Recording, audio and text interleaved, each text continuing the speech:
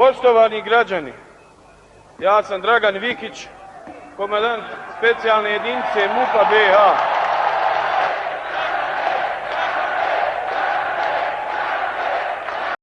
Javno je tada legendarni Dragan Vikić pozvao građane Sarajeva da brani grad od napada srpske vojske, a MUP je početkom agresije na Bosnu i Hercegovinu odigrao važnu ulogu.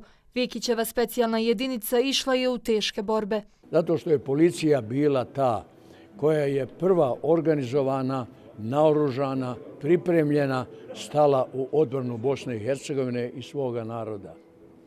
Armija je formirana 15. aprila, kad smo mi proveli veliki dio rata u Bosni i Hercegovini, kad smo imali preko 20 poginulih policajaca u Bosni i Hercegovini, mi smo do tada vodili dobar rat u Bosni i Hercegovini. MUP, dobrovoljci i armija Republike Bosne i Hercegovine sačuvali su svoju zemlju. Danas su za sigurnost zadužene oružane snage, ali i EUFOR, koji već duže vrijeme boravi u BiH. Ministar Selmo Cikotić prisjeća se važnosti uloge armije Republike Bosne i Hercegovine i MUP-a u stvaranju današnjeg okruženja. Stvari, mi u suštini govorimo o našoj sadašnjosti i našoj budućnosti. Naime, nijednom se naukom ne manipulira toliko kao historijom, ali se te manipulacije ne dešavaju u svrhu interpretacije prošlosti, već zbog postizanja nekakvih ciljeva danas i u budućnosti. Tako se manipulira mnogim činjenicama o karakteru rata, o odgovornosti za zločine, za pogrešne politike. A upravo ovakvi događaji služe da podsjećaju, opominju šta se više nikada ne bi smjelo ponoviti.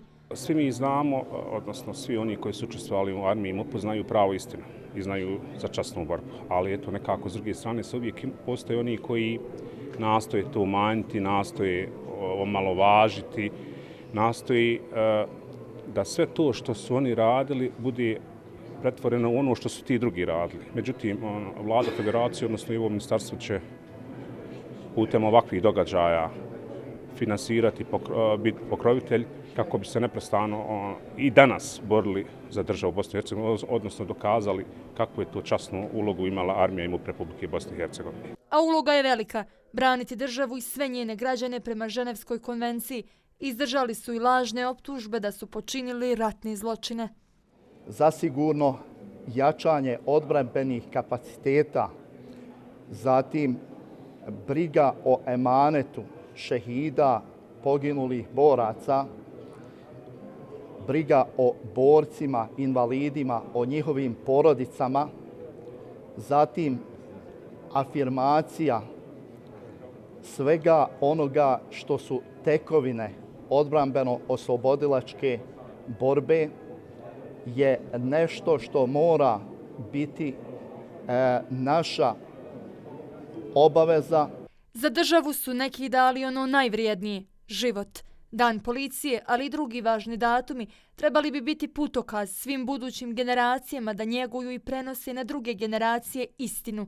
Sjećanje na teške dane agresije kada su ubijani građani Sarajeva i uništavan grad, ali i na dane prkosa, ponosa i na herojsku odbranu.